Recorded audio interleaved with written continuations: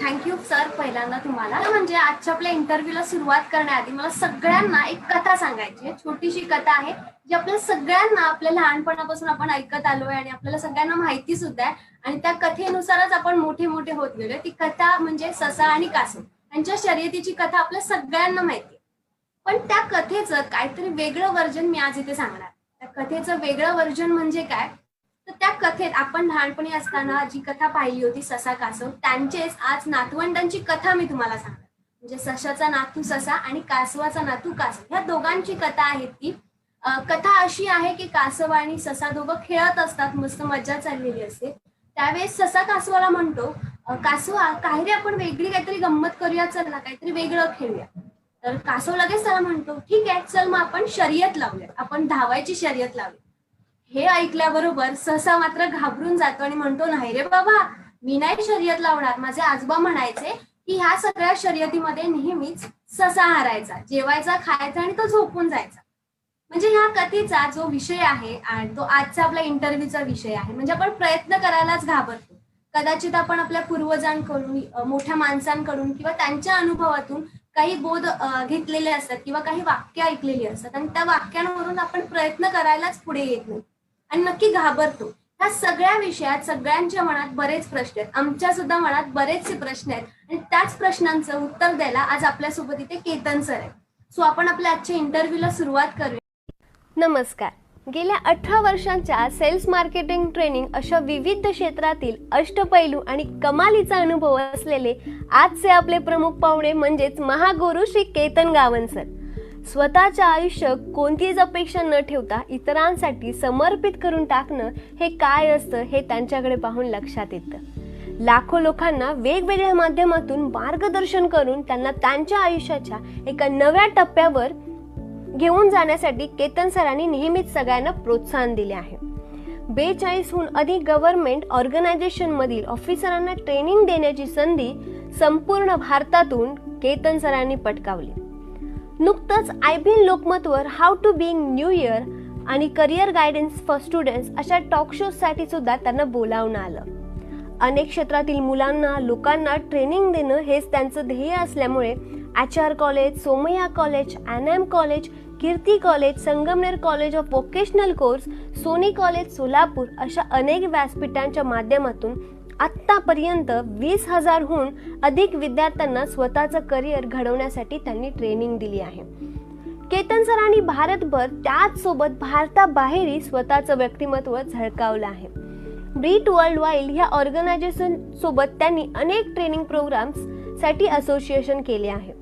त्याचसोबत त्यांनी स्वतः success habit for entrepreneurs, goal setting, certification programme for general insurance success in Marathi असे विविध मॉडेल्स तयार करून आता ऑनलाईन आणि ऑफलाईन ते जास्तीत जास्त लोकांना मार्गदर्शन करून त्यांच्या आयुष्यात एक नवं वळण देण्यासाठी काम करत आहेत. ते नेहमीच म्हणतात की यश म्हणजे तुम्हाला काय मिळतं हे महत्त्वाचं नाहीये, तर तुम्ही काय बनता हे महत्त्वाचं आहे. त्यांच्या प्रत्येक वाक्यातून, त्यांच्या प्रत्येक ऍक्शन मधून भरपूर एनर्जी देणारे केतन गावन सर आज आपल्यासोबत इथे उपस्थित आहेत. सर म्हणतात की यश हा एक प्रवास आहे, त्यामुळेच आजच्या आपल्या विषयाला सुरुवात करताना त्यांच्यासोबत हा प्रवास अनुभवूयात आणि त्यांचं अमूल्य असं मार्गदर्शन मिळवूयात. वर्सटाईल एज्युकेशन सिस्टीम या फॅमिली तर्फे सर तुमचं सहर्ष स्वागत. Welcome Ketan sir. Welcome sir. नमस्कार. वर्सटाईल एज्युकेशन सिस्टीमची टीम मेंबर मी अंकिता विजय पेंडुरकर. नमस्कार सर. वर्सटाईल एज्युकेशन सिस्टीमची टीम मेंबर मी वर्षा वासुदेव. सर आपण सुरुवात करूयात आपल्या इंटरव्ह्यूला. तर माझा पहिला प्रश्न हा आपल्या आजच्या इंटरव्ह्यूचा जो प्रश्न आहे त्या प्रश्नामधलाच आहे. म्हणजेच प्रश्न असा आपल्या इंटरव्ह्यूचा आहे की प्रयत्न करायला का घाबरतात, अपयश येतं किंवा यश येतं. म्हणजे सर प्रयत्न करायला मुलं घाबरतात, मुलं म्हणा किंवा इतर मोठी माणसं प्रयत्न करायला घाबरतात. त्याचं रिझन दोन असतात, एक तर यश येईल पदरी किंवा अपयश, किंवा पास हो किंवा नापास हो. तर प्रश्न हा असा आहे सर की तुमच्या मते पास, नापास किंवा यश, अपयश ही संकल्पना नक्की काय आहे? खरं तर ना, म्हणजे मुलांच्या मनात ना ही काही संकल्पना नसतेच. ती नेहमी ना त्यांच्या वातावरणात ना येते आणि मला वाटतं आपण नेहमी आपलं यश आहे ना ते आपल्या आईवडिलांच्या नजरेत बघत असतो. म्हणजे आपण काहीही करून आलो तर त्याच्यानंतर आपल्याला आईवडिलांच्या नजरेत जो प्रतिसाद मिळतो ना त्याच्यावर आपण यशस्वी का अयशस्वी ते आपण ठरवत असतो. आणि जिथे जिथे आपल्याला यश दिसतं त्या गोष्टी आपण जास्त करण्याचा प्रयत्न करतो. ते बरोबर आहे का चुकीचं आहे याचा काहीही संबंध नाही. कारण आपल्याला फक्त आपलं पेरेंटल अप्रुव्हल पाहिजे असतं की मला माझ्या आई वडिलांनी ऍक्सेप्ट केलं पाहिजे. ओके. आणि बऱ्याच वेळेला पालकांना हे जाणवत नाही पण मुलांची एका म्हणतात ना साधारणतः 14, 15, 16 पर्यंत आयुष्यातली सगळ्यात मोठी जी नीड असते ती पेरेंटल ऍक्सेप्टन्सच असते. आणि त्याच्यात राहण्यासाठी ते काहीही करायला तयार असतात. तेच त्यांच्यासाठी गंमत म्हणून तुला सांगतो. माझ्या आत्याची मुलगी 10वीला होती आणि तिने 90% तिला हवे होते आणि घरातनं पण त्या 90 वर सगळं चाललेलं. तिला 88% मिळाले 10वीला आणि ती प्रचंड डिस्टर्ब झाली. मला वाटतं ती एक आठवडाभर ना तिने स्वतःला एका रूम मध्ये कोंडून घेतलेलं. ती बाहेर आली नाही, कोणाचे फोन घेत नव्हती, कोणाशी बोलत नव्हती आणि खूप दुःखात होती ती. ओके. आणि त्याच वेळेला आमच्या बिल्डिंगमध्ये जे काका दूध देतात, गेले 20 वर्ष त्यांचा दुधाचा व्यवसाय आहे, त्यांच्या मुलाला 36% मिळाले आणि त्यांनी 7 बिल्डिंग मध्ये पेढे वाटले आमच्याकडे. आणि तो असा ताठ चालायचा मस्तपैकी. कारण त्याच्या घरात म्हणजे तो पहिला होता 10वीत पास झालेला आणि त्यामुळे आईवडिलांच्या नजरेत जो अभिमान होता ना तो 10वी पास झाल्याचा तो काहीतरी वेगळाच होता. आणि इथे 88 मिळवून ही 7 दिवस आपल्या रूम मध्ये बंद करून बसलेली. का? तर तिच्या आई वडिलांच्या नजरेत ते 90% हे यश होतं. त्यामुळे मला असं वाटतं की यश आणि अपयश ना हे मुलांना कळतच नाही आणि ते वय येण्यासाठी अजून बराच वेळ असतो. पण पालक ज्याला यश म्हणतील तेच यश असतं आणि जे त्याला अपयश म्हणतील ना ते अपयश असतं. तर माझी तर हीच व्याख्या आहे. आणि त्यामुळे मुलांना त्याच दृष्टिकोनातनं सगळ्या गोष्टींकडे बघायला लागतं असं मला प्रामाणिकपणे वाटतं. सर आणखी प्रश्न हा होता माझा, जसं तुम्ही म्हणताय की पालकांची जी व्याख्या असते यश म्हणजे 88%, 90%. मग तुम्ही पालकांना आता सध्या काय सांगाल की कशा पद्धतीने मुलांसोबत डील केलं पाहिजे किंवा त्यांना सांगितलं पाहिजे ह्या गोष्टी सगळ्या? पास नापास असं काही नसतं, यश अपयश असं काही नसतं. एक्झॅक्टली. मला ना प्रामाणिकपणे काय वाटतं ना की मुलं ना जनरली 3 फेज मधनं जातात. ओके. म्हणजे पहिला त्यांचं फॅन्टसी एज असतं. आपण ज्याला म्हणतो 4 ते 8 मध्ये त्यांना स्पायडरमॅन, सुपरमॅन बाकी सगळ्या गोष्टी आवडत असतात आणि त्यांना तेच बनायचं असतं. मग अल्टरनेटिव्ह चॉईसेस मध्ये असतात. साधारण 8 ते 12 मध्ये ते जेव्हा असतात ना त्यावेळेला ते सकाळी इंजिनियर, दुपारी डॉक्टर आणि संध्याकाळी क्रिकेटर असे त्यांचे ऑप्शन सारखे सारखे बदलत असतात. आणि मग साधारणतः 12 ते 18 ह्या एज मध्ये आले ना की ते डेफिनेटिव्ह चॉईसेस मध्ये म्हणजे स्वतःची थोडीशी स्ट्रेंथ ओळखून ना मला नक्की काय करायचंय त्या दिशेमध्ये जायला त्यांची सुरुवात झालेली असते. ओके. आणि त्यावेळेला ना पालक एक स्वतःचा मापदंड देऊन ना त्यांचं यश किंवा अपयश ठरवायला लागतात. आणि दुर्दैवाने ना मुलांनी अजून त्या वयामध्ये स्वतःला ओळखलेलंच नसतं की तो नक्की काय करू शकतो. म्हणजे मी माझ्या करिअरकडे जेव्हा बघतो तेव्हा मला 10वीला 72% होते आणि माझ्याकडनं 88 ची अपेक्षा होती. त्यामुळे मी अपेक्षांच्या मापदंडावर 16% मागे होतो आणि 16% भरपूर होता. म्हणजे मला रुपारेलला ऍडमिशन पाहिजे होती आणि मला कीर्तीला 4थ्या लिस्टला ऍडमिशन मिळाले. त्यामुळे अक्षरशः म्हणतात ना घरातल्यांनी आता तू काय करायचं आर्ट्स घेतलास तरी चालेल अशा प्रकारचा माझ्याकडे अप्रोच होता. 11वी 12वी मध्ये मी प्रचंड अभ्यास केला आणि म्हणजे माझे जेवढे सगळे मित्र ज्यांना 10वीला 88, 89, 90% होते त्या सगळ्यांपेक्षा 12वीला मला जास्त मार्क होते. का? तर मला माझ्या घरच्यांना फक्त प्रूव्ह करून दाखवायचं होतं की मी संपलो नाही अजून. ओके. अजून माझ्यामध्ये एनर्जी बाकी आहे. 12वीला चांगले मार्क मिळून पण मी परत BSc ला ऍडमिशन घेतली जी मला आरामात बी फार्मसीला किंवा मुंबईच्या बाहेर कुठल्याही MBBS कॉलेजला ऍडमिशन मिळाली असती. पण मी तिकडे घ्यायलाच गेलो नाही कारण माझ्या आई वडिलांनी त्यावेळेला मला सांगितलं आता तू जे काय करशील ते ओके दॅट इज ओके, काही फरक पडत नाही. ते करून मी BSc केलं, MSc केलं, MBA केलं, माझी करिअर सेल्स मध्ये चालू केली, मग मार्केटिंग मध्ये गेलो. आता गेले साधारणतः 13 वर्ष मी ट्रेनिंग मध्ये आहे. आणि मी जेव्हा मागे वळून ह्या सगळ्या गोष्टींकडे बघतो ना तेव्हा मला प्रचंड हसायला येतं की 10वी, 11वी, 12वी मध्ये आपल्या आई वडील ज्या गोष्टींना एवढा प्रचंड महत्व देतात त्यांना आयुष्याच्या परीक्षेत 1 रुपयाचंही महत्व नसतं. ज्यावेळी तुम्हाला सूर सापडतो ना त्यावेळी तुम्ही 10 वर्षाची प्रगती 1 वर्षात करून मोकळे होता. पण तिथे येण्यासाठी म्हणजे तुझा जो प्रश्न आहे त्याला मी थोडा फिरवून उत्तर देतोय पण पालकांसाठी हेच उत्तर आहे माझं की तुम्हाला तुमच्या पाल्यांना फक्त एकच विश्वास द्यायचा की तू आयुष्यात जे काय करशील ना त्याच्यात आम्ही तुझ्या बरोबर आहोत, we are there with you. आणि ते बोलून नाही दाखवायचं, ते तुमच्या कृतीतनं दाखवायचंय. तेच त्याला स्वतःला शोधून योग्य मार्ग निवडण्यासाठी ना मुभा देतील. नाहीतर आपण एवढे झापड लावून मुलांना त्या मार्गाने नेण्याचा प्रयत्न करतो ना, की अल्टिमेटली त्या दडपणाखालीच ना मुलं प्रेशरमध्ये, आणि नेहमीच ना जेव्हा तुम्ही स्ट्रेसमध्ये असता तेव्हा रिझल्ट येत नाहीत, आणि जेव्हा तुम्ही हॅपी असता, रिलॅक्स असता, तेव्हा खूप क्रिएटिव्ह असता, तेव्हा तुम्ही सारासार विचार करू शकता. तर तो विचार करायला दिला ना, तर मला वाटतं तेच मुलांसाठी सगळ्यात महत्वाचं यश आहे, असं मला प्रामाणिकपणे वाटतं. अगदीच अगदीच. आणि सर ह्यालाच कनेक्टेड एक प्रश्न आहे. जसं तुम्ही म्हणालात की तुम्हाला 12वीत 72% होते आणि अपेक्षा वेगळी होती. कदाचित तुमच्या पालकांनी ते ऍक्सेप्ट केलं आणि तुम्हाला पुढे सपोर्ट केला आणि तुम्ही ते दाखवून सुद्धा दिलं 12th मध्ये. तर काही वेळेस असं ना मुलांच्या बाबतीत सर होत नाही. पालकांचं वागणं अचानक बदलायला लागतं की बाबा तू आमच्या अपेक्षांवर पाणी फिरलास, आम्ही जगभर सांगत होतो आमचं मुलं एवढं करेल.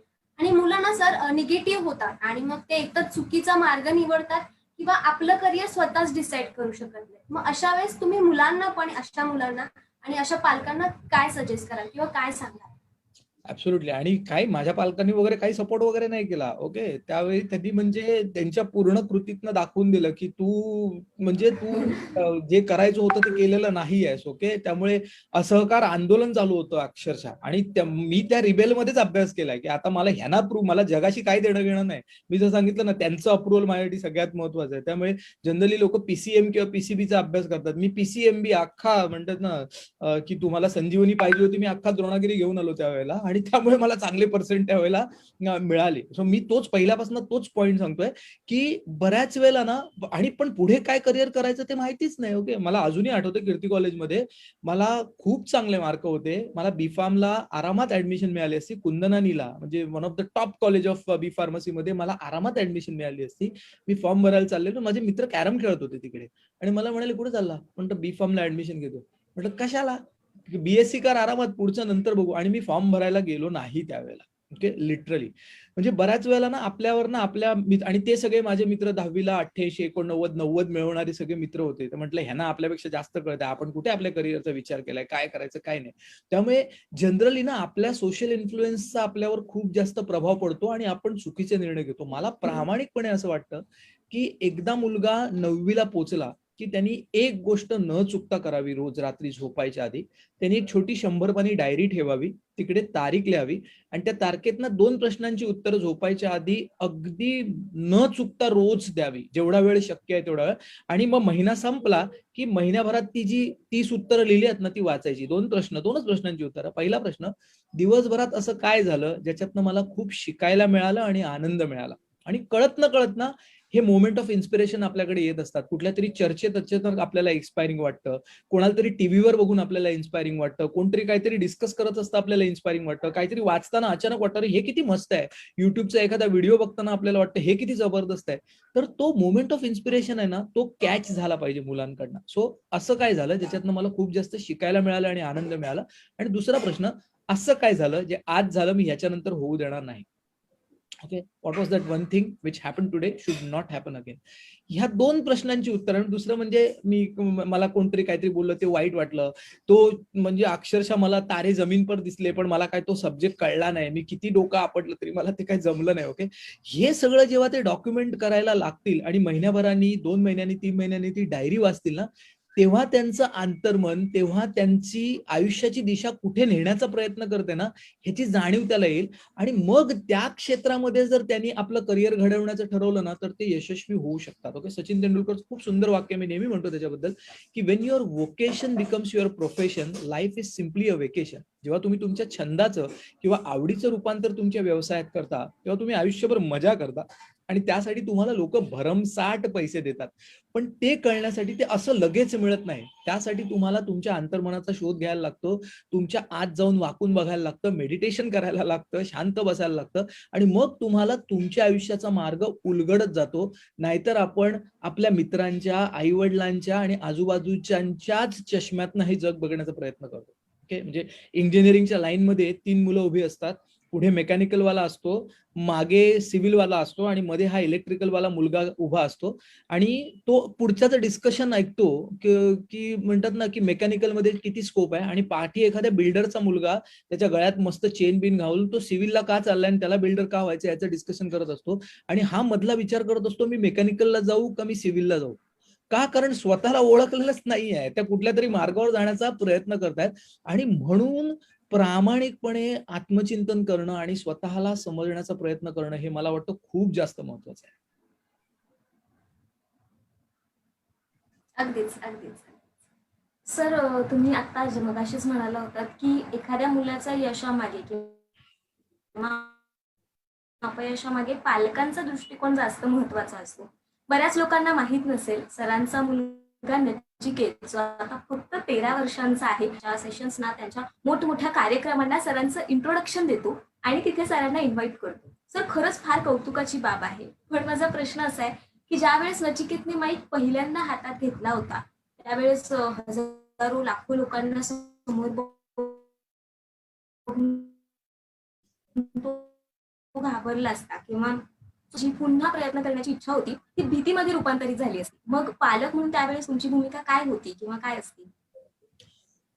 अगेन ना मला काय वाटतं माहितीये की ह्या सगळ्या गोष्टी आहेत ना ह्या वातावरणातनं येतात. जसं आपण म्हणतो ना की तुम्ही जेव्हा 4 ते 8 वर्षाचे असता म्हणजे त्या फेज मध्ये नचिकेतनी ह्या सगळ्या गोष्टींची सुरुवात केली. ओके, सो त्या 4 ते 8च्या फेज मध्ये जेव्हा तो होता ना त्यावेळेला त्याला बऱ्याचशा या गोष्टी बघायला मिळायच्या. म्हणजे आता मी एखाद्या पोलिसांच्या मोठ्या ट्रेनिंगला जातोय तर तो माझ्या बरोबर असायचा. मी एखादं म्हणतात ना दुसरं कुठलं तरी ट्रेनिंग घेतोय तो माझ्या बरोबर असायचा. फ्लाइट टू सक्सेस म्हणून माझा प्रोग्राम चालतो, अजय सरांनी तो स्वतः अटेंड केलेला आहे, तेव्हा तो माझ्या बरोबर असायचा. आणि मग आपल्या घरात ज्या माणसाला आपण 24 तास बघतो तो हे सगळं एवढ्या आरामात करतो म्हटल्यावर ना त्याला जरी भीती वाटली ना तरी त्याला माहिती आहे की हे मला शिकवणारा माणूस आहे, त्यामुळे मला भीती करायची गरज नाही.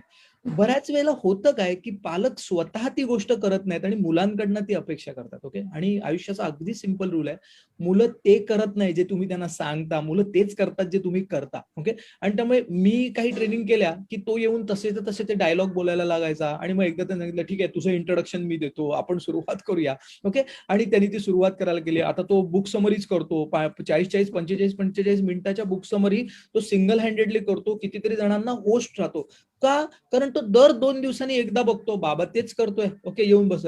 त्यामुळे पालक जे वातावरण करतात ना ते खूप महत्वाचं आहे. आणि मला असं वाटतं की तो 2-4 वेळा फेल जरी झाला असेल ना तरी त्यांनी फरक पडत नाही. आता मी पहिला त्याची सगळी भाषणं लिहून द्यायचो तो जेव्हा पण पार्टिसिपेट करायचा. गेले 3-1 वर्ष तो त्याच्या सगळ्या भावंडांची भाषणं लिहून देतोय आणि त्यांना प्राइजेस मिळत आहेत. त्याला करताना त्याला प्राइजेस मिळत नाहीयेत सध्या, तो म्हणतोय.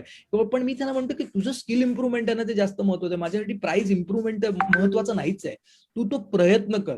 आणि म्हणतात ना ते अपयश आल्यावर आपण त्याच्या मागे उभं राहणं ते खूप महत्वाचं आहे असं मला वाटतं. आणि इन केस ओके म्हणजे तो असा फेल झाला असता, त्याला त्रास झाला असता, तर मला असं वाटतं की आम्ही फार वेगळ्या प्रकारे त्याला ट्रीट केलं असतं. कारण आमच्या फिलॉसॉफीजच फार वेगळ्या आहेत. जसं तू माझ्या इंट्रोडक्शन मध्ये सांगितलं, आमच्या घरात 2 गोष्टींवरच नेहमी आम्ही बोलतो की यश हा एक प्रवास आहे. ओके, तर तो प्रवास आपल्याला करायचा आहे. ओके, तो प्रवास एन्जॉय करायचा आहे.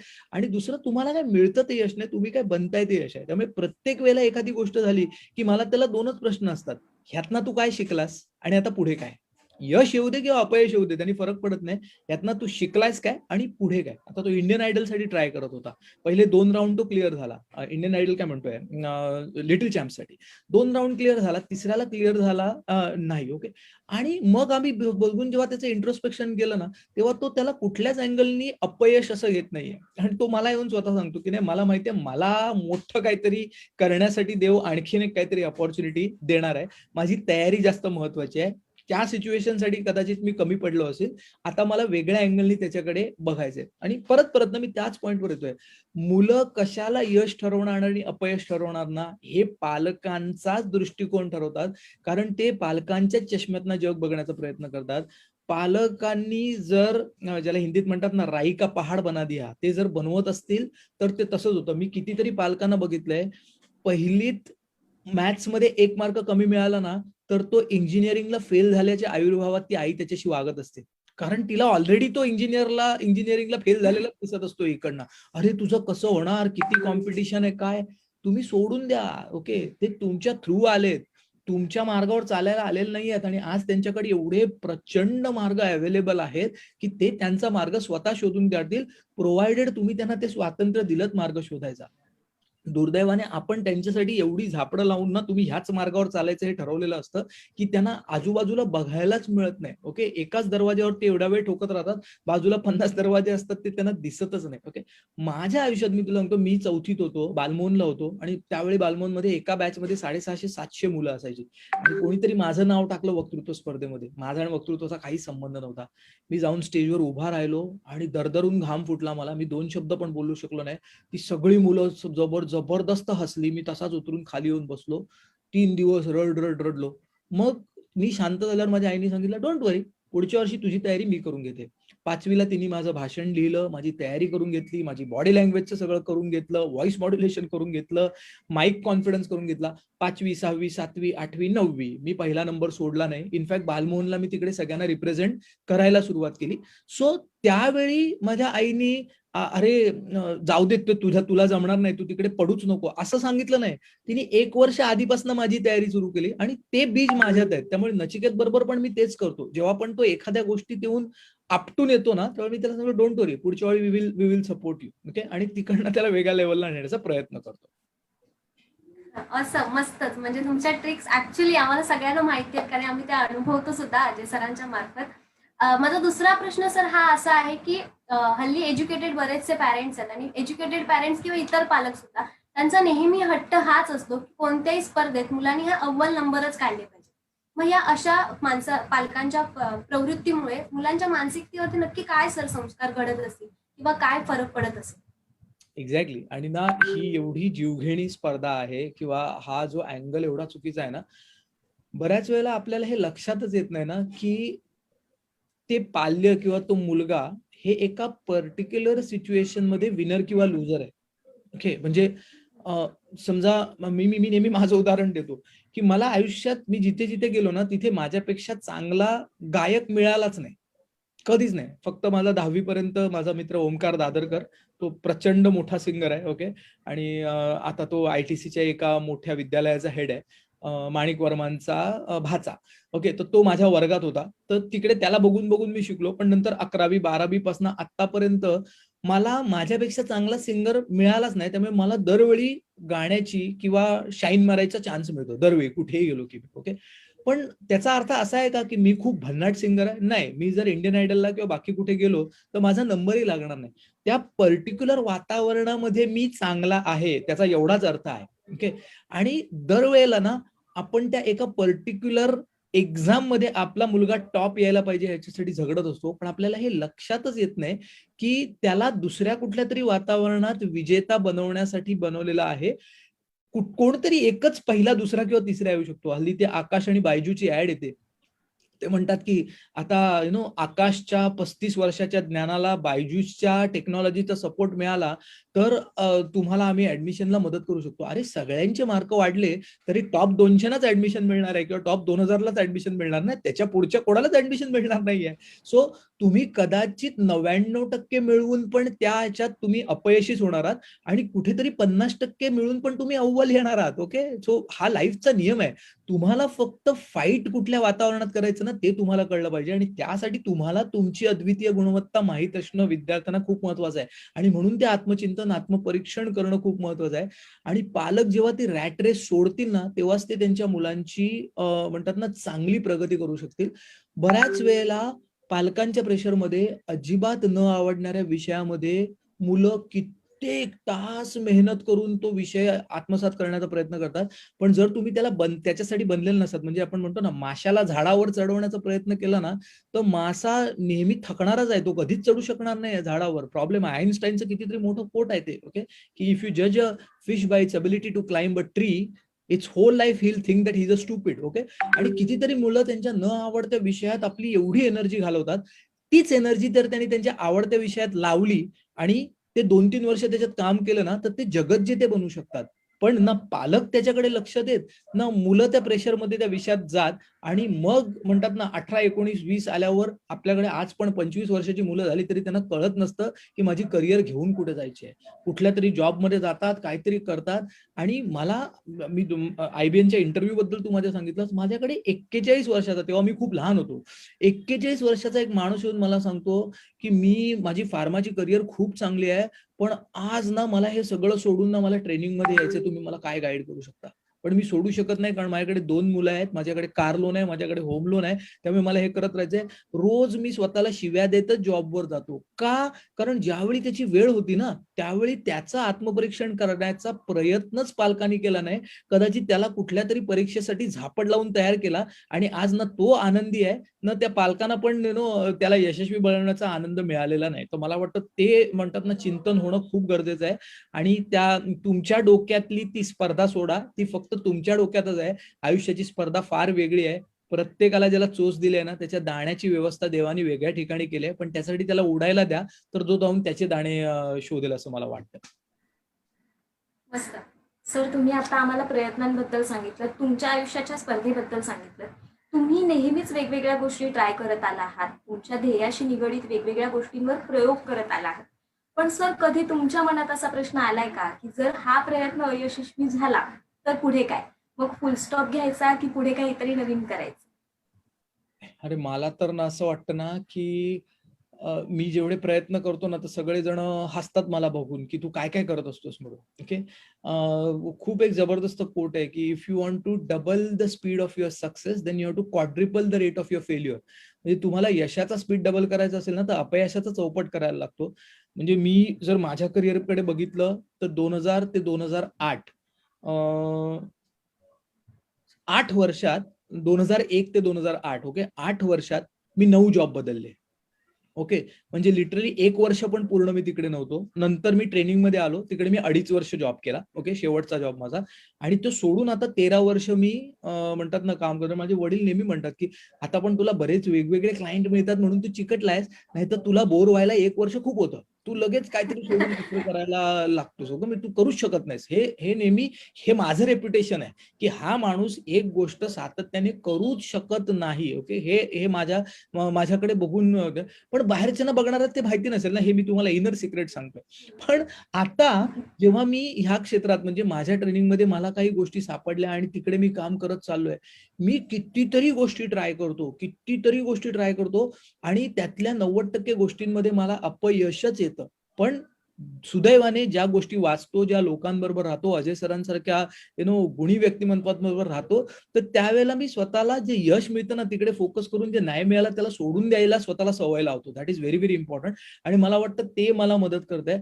इनफॅक्ट कितीतरी गोष्टींमध्ये जबरदस्त अपयश आलेलं आहे आणि म्हणतात ना लाखोंचा, कोट्यावधींचा लॉस मी माझा करून घेतलेला आहे. पण मी त्याचा विचार करत नाही. मला ज्याच्यात यश मिळालंय तिकडे मी माझी एनर्जी जास्त लावतो. इंग्लिशमध्ये खूप सुंदर वाक्य आहे, strengthen your strength and weaken your weakness. Okay. Try करा, जे काम करतंय त्याच्यात आज चालत राहा, जे नाही काम केलं ते सोडून जा. गतम न सोचते, त्याचा विचार करू नका, त्यातली शिकवण घ्या आणि पुढे चालत राहा. That's it. जसं मगाशी जर माझा प्रश्न होता की फर्स्ट क्लास असणं किंवा कोणत्याही स्पर्धेत पहिल्या 3 क्रमांकांमध्ये नंबर येणं म्हणजे यश. तर तुमचं जे वाक्य आहे जे आम्हाला सगळ्यांना फार एनर्जी देतं, यश म्हणजे तुम्हाला काय मिळतं ते महत्वाचं नाही, तर तुम्ही काय बनता हे महत्वाचं आहे. मग ह्या संदर्भात आम्हाला आणि आपल्या पालकांना तुम्ही काय मार्गदर्शन करा? एक्झॅक्टली. आणि मला असं वाटतं ना, हा सगळ्यात महत्वाची गोष्ट आहे. मला असं वाटतं ना, काही वर्षांपूर्वी जेव्हा म्हणजे मला वाटतं 2014-15 मध्ये हे सगळं चाललं असेल. मी एकदा एका मेडिटेशनच्या कॅम्पसाठी गेलेलो 3 दिवसाचा. आणि मी शांत बसलो आणि शांत बसून मी जेव्हा विचार करत होतो, की मला पाहिजे काय? ओके. आणि त्यावेळेला मी एक ऍक्टिव्हिटी करून घेतली ज्याला मी म्हणतो आय एम. ओके. सो मी लिहिलं आय एम आणि त्याच्या पुढे जेवढी वाक्य म्हणजे ऍडजेक्टिव्ह मला सुचत जातील ना, ती मी लिहायला सुरुवात केली. I am creative, I am passionate, okay, I am a leader, okay, I am a motivator, speaker, I am a blogger, podcaster, YouTuber. असं करून जेवढे शब्द ना, मला वाटतं एक 45-50 शब्द मी लिहून काढले पहिला, मला जे सुचले ते. आणि मी स्वतः सांगितलं की अल्टिमेटली मला हे बनायचंय, this is what I want to B.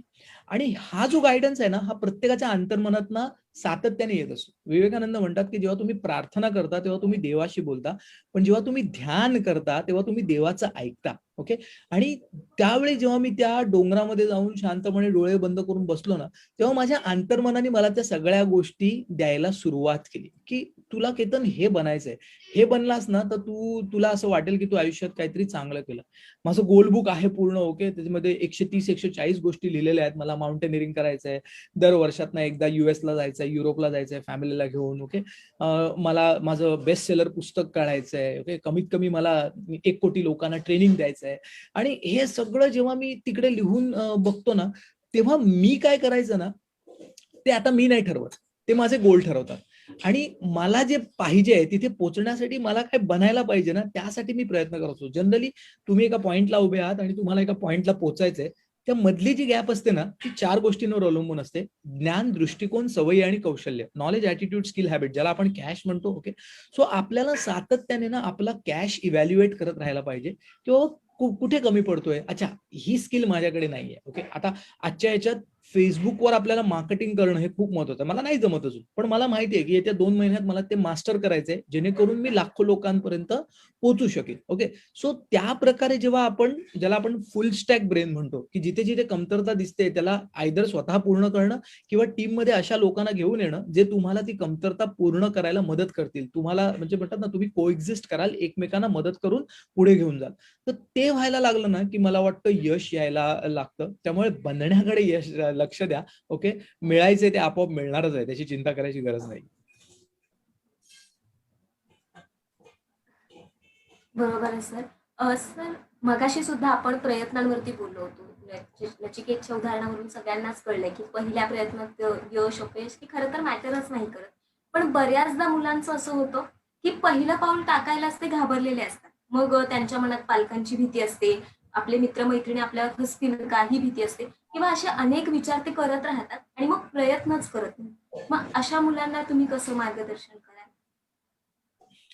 Okay. See again ना, परत आपण जर ना 1, 1.5, 2, 3 वर्षापर्यंतची मुलं बघितली ना, तर ते गरम टोपाला हात लावायला घाबरत नाहीत, कुठून उडी मारायला घाबरत नाहीत, ओके, कुठल्याही वस्तीत तोडफोड करायला घाबरत नाहीत, आणि त्यांच्या मनात ना भीती हा प्रकारच नसतो. अगेन त्या वातावरणात ना कुठल्या ना कुठल्या गोष्टीची भीती घातली जाते, ती भीती जोपासली जाते. त्याला बागुलबुवा म्हणतात ना, तो बागुलबुवा वाढवला जातो. आणि तो ना कुठून आलाय ते समजून घेणं खूप गरजेचं आहे मला वाटतं. आणि एकदा कळलं ना, की त्याचं आपण नेहमी सांगतो की रिव्हर्स ॲफर्मेशन करा. ओके. सो जर तुम्हाला असं वाटत असेल की तुम्हाला बोलायला भीती वाटते, तर माझ्याकडे मी वाक्य लिहून ठेवलेलं. मी अत्यंत आनंदी आणि आभारी आहे की हजारो लोकांसमोर मी बिनधास्त बोलतो. ओके. नचिकेतसाठी माझं ॲफर्मेशन आहे की तो हजारो, आणि हे मी मला वाटतं 2011 किंवा 12 मध्ये दिलेलं आहे. I am very happy and grateful that Nachiket can speak in front of thousands of people with confidence. आणि आता ते अस्तित्वात येताना मी बघतोय. त्यामुळे तुम्हाला जे नकोय त्याचा विचार करू नका, जे पाहिजे त्याचा विचार करा, आणि डोळे बंद करून ते ऑलरेडी झालंय हे व्हिज्युअलाइज करायला सुरुवात करा. कारण विचारातनं शब्द, शब्दातनं कृती, कृतीतनं सवयी, सवयीतनं व्यक्तिमत्व, आणि व्यक्तिमत्वातनं भविष्य, हे ट्रान्सफॉर्मेशन सातत्याने येत असतं. त्यामुळे आधी तर शांतपणे बसून तुमच्या सगळ्या भीती लिहून काढा, त्याचं एक्झॅक्टली उलटी सिच्युएशन लिहून ठेवा. ओके. आणि तिला मेंटली एनर्जी द्यायला सुरुवात करा. मॅजिक असल्यासारख्याने या गोष्टी तुमच्याकडे बदलायला लागतील. ते शिकवणारे लोक तुमच्या आयुष्यात येतील, ते करणारे लोक तुमच्या आयुष्यात येतील, तिथे मार्गदर्शन करणारे लोक तुमच्याकडे आयुष्यात येतील, त्या संध्या तुमच्याकडे येतील, आणि अचानक तुम्ही म्हणा, अरे हे कालपर्यंत मला एवढं डिफिकल्ट वाटायचं, अचानक गायब झालं. कारण हे जग आहे ना, ते तुमच्या विचारांचंच प्रतिबिंब आहे. तुमचे विचार बदलले ना की तुमची कृती ऑटोमॅटिकली बदलते. छोटासा मेसेज, पण I think the most powerful message. Yes sir, yes. जसं तुम्ही म्हणालात की विचार सगळं काही बदलतात. तर कसं असतं माहितीये सर, बऱ्याच वेळा पालकांचं, तुम्हाला सुद्धा हा अनुभव आला असेल, घरात कोणतरी डॉक्टर किंवा इंजिनियर असतात. इंजिनियर असल्यामुळे पालकांची अपेक्षा असते की तुझ्या काकाचा मुलगा इंजिनियर आहे तर तू पण इंजिनियरच व्हायचं. कदाचित त्या मुलाची आवड सर हॉटेल मॅनेजमेंट मध्ये असू शकते किंवा इतर कोणत्याही गोष्टीमध्ये असू शकते. तुम्ही अशा पालकांना काय सांगाल? मी मगाशीच सांगितलं, पहिला तर ना तुम्ही अपेक्षा करणं म्हणतात ना, तुमच्या अपेक्षाने किंवा तुमच्या चष्म्यानी ना त्या पाल्याकडे बघण्याचं पहिला बंद करा. ओके. म्हणजे आज सचिन तेंडुलकरच्या वडिलांनी, म्हणजे ते तर एवढे सुंदर लेखक होते, प्रोफेसर होते, आणि त्यांनी जर पहिल्या दिवसा, त्याचा भाऊ मोठा डॉक्टर आहे, ओके, सो पहिल्या दिवसापासून जर तेच लावलं असतं की तुझा भाऊ डॉक्टर आहे तर तू पण डॉक्टर व्हायला पाहिजे, मला वाटतं की भारत नाही जग एका जबरदस्त क्रिकेटरला मुकला असता. ओके, आणि ते ते नाही व्हायला पाहिजे ही जर तुमची अपेक्षा असेल तर त्याला एका त्रयस्थासारखं बघायला सुरुवात करा. ओके, त्याला अंडरस्टँड करायला सुरुवात करा, त्याच्यातली अद्वितीय गुणवत्ता काय आहे ते समजायला पहिला सुरुवात करा. ओके, म्हणजे बऱ्याच वेळेला काय होतं ना की जेव्हा आपल्या भावना गुंतलेल्या असतात ना तेव्हा आपण रॅशनली डिसिजन घेऊ शकत नाही. म्हणजे मला जर कोणी येऊन म्हटलं ना, अरे माझं ना माझ्या बायकोशी पटत नाहीये, तर मी त्याला 4 सल्ले फुकट देईन. पण तेच प्रॉब्लेम माझ्या बायकोबरोबर असतील ना तर मी त्याच्यामध्ये फार इमोशनली इन्व्हॉल्ड असतो, त्यामुळे त्याच्यावर मी नाही हँडल करू शकणार, कारण आपल्या प्रॉब्लेम मध्ये आपण इमोशनली गुंतलेलो असतो, शेजाऱ्याच्या प्रॉब्लेम मध्ये आपण रॅशनली गुंतलेलो असतो. ओके, त्यामुळे आपल्याकडे हे सल्लागार भरपूर भरलेले असतात सगळीकडे, कोणी फोन केला ना तर सल्ला द्यायला आपल्याकडे भरपूर मसाला ऑलरेडी असतो. ओके, सो आपल्या मुलाकडे त्रयस्थासारखं बघायला सुरुवात करा, तो कशात चांगला आहे, कशामध्ये खूप जबरदस्त आहे, कुठे त्याला गती आहे, हे समजण्याचा प्रयत्न करा, त्याला काउन्सिल करा, त्याला विचारायला सुरुवात, नक्की तुला काय करायला. आणि हे ना दर 15 दिवसांनी विचारत राहायची प्रोसेस आहे, कारण तो जेव्हा 8वी 9वी 10वी 11वी 12वी मधनं जसं जग एक्सपोजर मिळत जातो, पंख फुटत जातात ना, तसे आयुष्याचे परिप्रेक्ष्य फार वेगळ्या प्रकारे बदलायला लागतात. आणि ते बदलणारे परिप्रेक्ष्य समजून घेऊन ती नदी जशी वाहते ना त्या नदी बरोबर वाहायला सुरुवात करा. उगाच तिला धरण बांधून ना तुमच्या शेतात अडवण्याचा प्रयत्न करू नका. That's the only message for all this parents. Thank you. सगळ्यांनाच माहिती आहे की तुम्ही खूप चांगले वाचक आहात, बरीचशी पुस्तकं वाचतात, त्याचसोबत तुम्ही खरंच अप्रतिम असे गायक आहात. म्हणजे आम्ही फॅन्टॅस्टिक फ्रायडे ऐकतो दर शुक्रवारी. तुम्हाला बरीचशी पुस्तकं वाचली आहेत आणि तुम्ही मध्येच इंटरव्ह्यूच्या म्हणालात सुद्धा की तुम्ही 9 वेगळी वेगळी कामं, त्याच्यानंतर 10 व 1-2.5 वर्ष काम केलं, म्हणजे बऱ्याच फील्डमध्ये तुम्ही गेलात. तुमच्यामधल्या कौशल्य, तुमच्यामधलं नॉलेज पाहता तुम्ही आज एखाद्या कुठल्या तरी कंपनीत मोठ्या अशा टॉप लेवलला असतात, ऑफकोर्स असतात, पण तुम्ही ते सगळं सोडलं आणि युवकांना, असंख्य युवकांना, विद्यार्थ्यांना, उद्योजकांना मार्गदर्शन करणं हेच निवडलं. हे का निवडलं आणि या यशाकडे तुम्ही कशी सुरुवात केली, म्हणजे तुमची लाईफ जर्नी इनडायरेक्टली? म्हणतो ना की आपल्याला ना जेव्हा हे सारखे सारखे जॉब बदलले जातात ना तेव्हा इनडायरेक्टली आयुष्य तुम्हाला सांगित असतं की अरे तू जॉब साठी बनलेला नाहीयेस, सो तू काहीतरी वेगळं कर. ओके, इकडे इकडे काय तुझ्याच्यानी व्हायचं नाही. आणि माझ्या आयुष्यात असे काही प्रसंग आले की त्यावेळेला मला जॉब सोडण्याशिवाय पर्यायच नव्हता माझ्याकडे, म्हणजे मला जॉब सोडायलाच लागणार होता. 2009ला जेव्हा माझी आई गेली आणि मी 10 दिवस घरात बसलेलो त्यावेळेला मला काही गोष्टी रिअलाइज झाल्या आणि ती 15 ऑगस्ट 2009ला गेली आणि मी त्याच वेळेला डिसाईड केलं की 15 ऑगस्ट 2010ला मी जॉब सोडणार. आणि मग थोडंसं आत्मपरीक्षण केलं. ऑलरेडी मला काही मोठ्या मोठ्या ट्रेनरनी सांगितलेलं की तू ट्रेनिंग मध्ये खूप चांगलं करिअर करू शकशील. आणि मग तिकडनं मी बाहेर आलो. एकच मिनिट. ट्रेनिंग मध्ये आलो, ट्रेनिंग मधनं बाहेर आलो. आज जॉब सोडून ह्या 15 ऑगस्टला मला 11 वर्ष होतील. आणि त्या पूर्ण प्रोसेसमध्ये ना मी एवढं जबरदस्त लाईफ एन्जॉय केलं. आज माझ्या बरोबर जे करिअर मध्ये होते आज ते व्हाईस प्रेसिडेंट, असिस्टंट व्हाईस प्रेसिडेंटच्या लेवलला पोहोचले. पण ज्या प्रेशर मध्ये ते जगतात ते अनबिलिव्हेबल आहे. आणि माझ्या आयुष्यातल्या ज्या सगळ्यात मोठ्या 3 व्हॅल्यू आहेत ना ज्याच्यासाठी मी दुसऱ्या कुठल्याही गोष्टीची कॉम्प्रोमाइज करू शकत नाही, ते म्हणजे freedom of time, freedom of choice आणि फ्रीडम ऑफ मनी. मला वेळेचं स्वातंत्र्य हवं, निवडीचं स्वातंत्र्य हवं आणि पैशाचं स्वातंत्र्य हवं. खूप कमी पैशात पण जगण्याची ताकद माझ्याकडे आहे, पण मला बाकीची स्वातंत्र्यावर माझ्या कॉम्प्रोमाइज नाही करायचंय. ओके, मग मी एखाद्या कंपनीचा सीईओ होऊन पण म्हणतात ना ते सगळे ऑपरेशन हँडल करताना जर दुसऱ्याच्या मताने वागायचं असेल त्यापेक्षा मी माझ्या कंपनीचा डायरेक्टर होईन आणि छोटीशी का होईना पण माझी कंपनी हँडल करीन, ही माझी वृत्ती आहे. आणि म्हणून हा प्रवास मी घेतलाय. आणि खरं सांगतो ही 11 वर्ष कधीच गेली हे कळलंच नाही. म्हणजे पहिली 9 वर्ष 90 वर्षासाठी सारखी गेली असतील आणि हे 11 वर्ष 11 दिवसासारखे निघून गेलेत, ही फिलिंग आहे.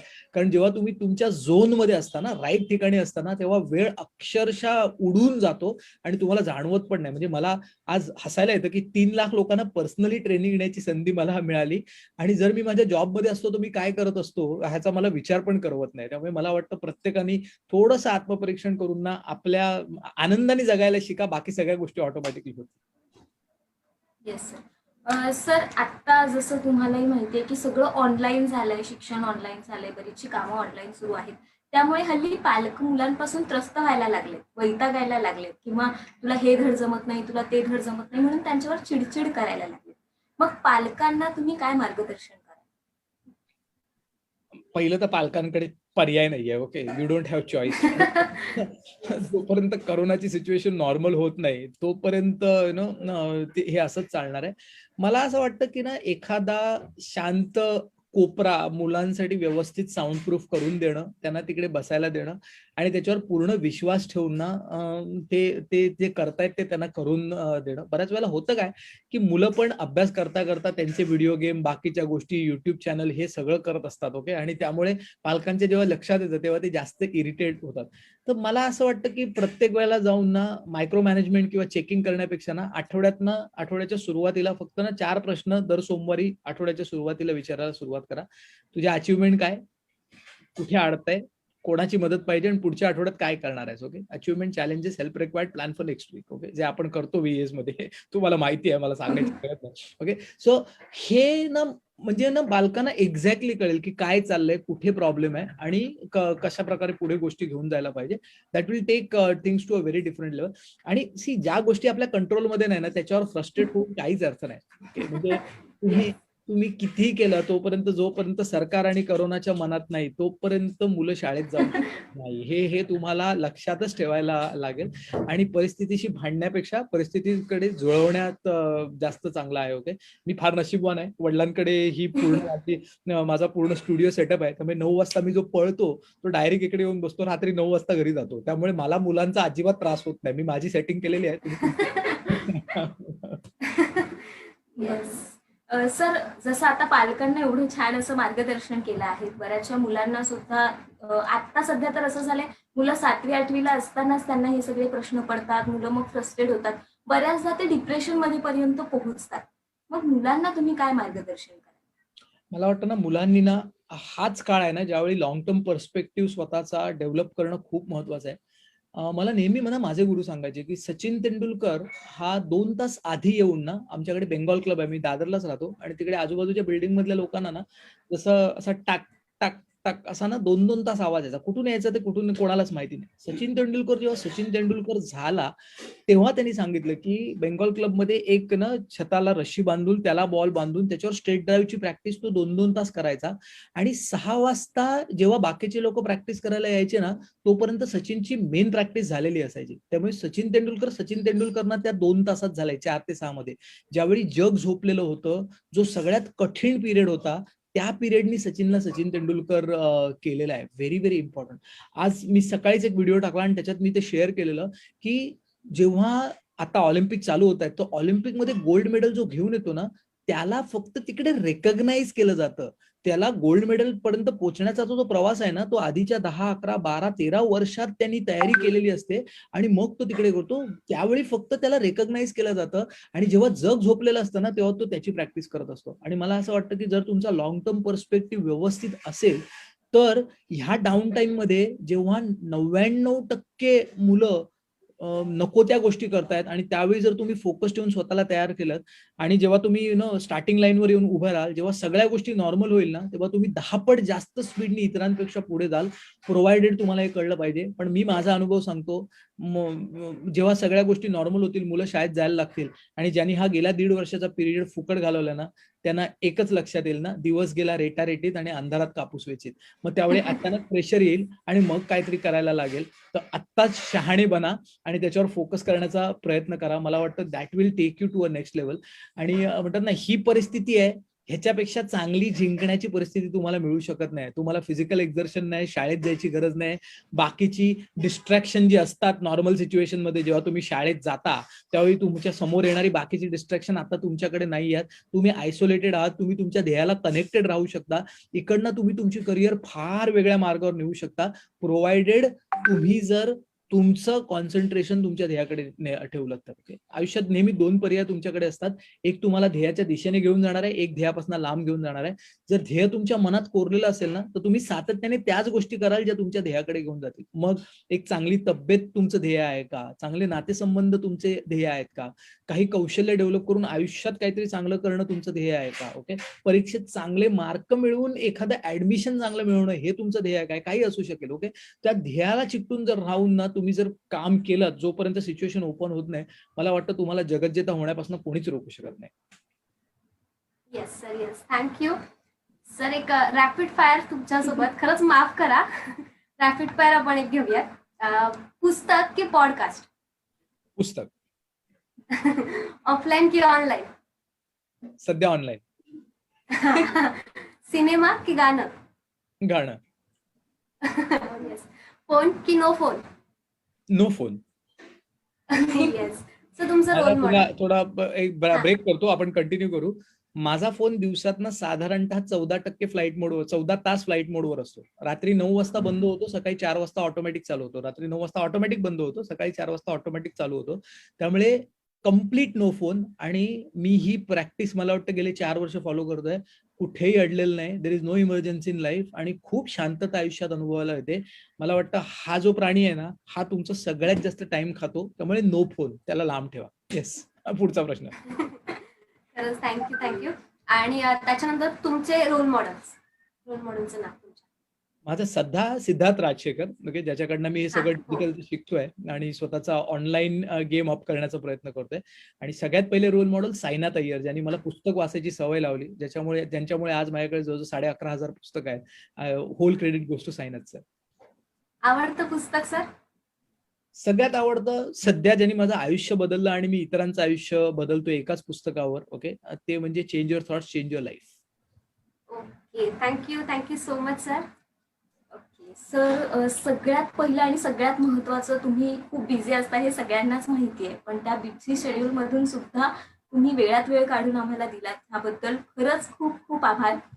सगळ्यांनाच माहिती आहे केतन सर म्हणजे हे ऊर्जेचा स्रोत आहेत. ही ऊर्जा, हे मार्गदर्शन आज आम्हाला मिळालंय, हे खरंच फार अनमोल अशी गोष्ट आहे. आणि सर तुम्हीच नेहमी म्हणता की यश हा एक प्रवास आहे. आजच्या या संपूर्ण प्रवासात तुम्ही मार्गदर्शक म्हणून आमच्या सोबत आहात, ही खरंच फार मोलाची गोष्ट आमच्यासाठी आहे. खूप खूप आभार sir. Thank you sir. Thank you so so much. Much. Thank you. God bless you. Thank you. And all the best. Thank you.